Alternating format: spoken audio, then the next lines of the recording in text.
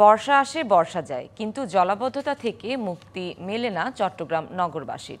আসন্ন বর্ষাতেও জলাবদ্ধতা থেকে মুক্তি মিলছে না তাদের। জলাবদ্ধতা নিরসনে 14,300 কোটি টাকার মেগা প্রকল্পের কাজ যথাসময় শেষ না হওয়ায় এবারের পুরো নগরী জলে ডোবার আশঙ্কায় বাসিন্দারা।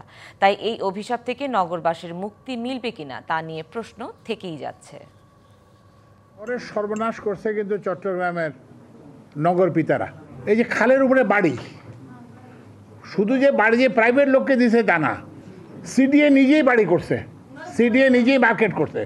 সম্প্রতি চট্টগ্রামে এক সভায় নগরীর জলাবদ্ধতা প্রকল্প নিয়ে এভাবেই ক্ষোভ প্রকাশ করেন বিদ্যুৎ ও জ্বালানি উপদেষ্টা। জলাবদ্ধতা নিরসনে 2019 সালে শুরু হওয়া মেগা প্রকল্পের কাজ শেষ হওয়ার কথা ছিল 2023 সালের ডিসেম্বরে।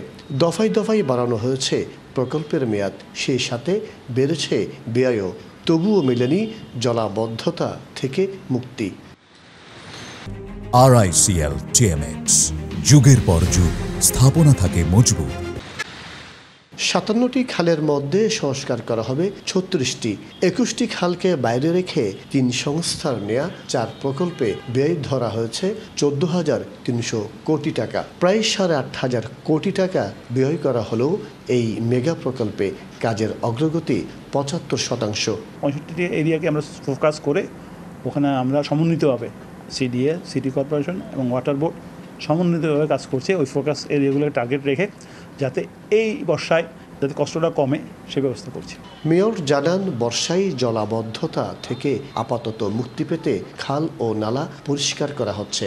সেই সাথে নগরবাসীকে খাল ও নালায় বর্জ্য না ফেলার অনুরোধ জানানো হয়েছে। জলাবদ্ধতা মুক্ত রাখার জন্য খাল পরিষ্কার করছি, খাল পরিষ্কার এবং কিছু কিছু ক্ষেত্রে খালগুলো আমরা খনন করছি।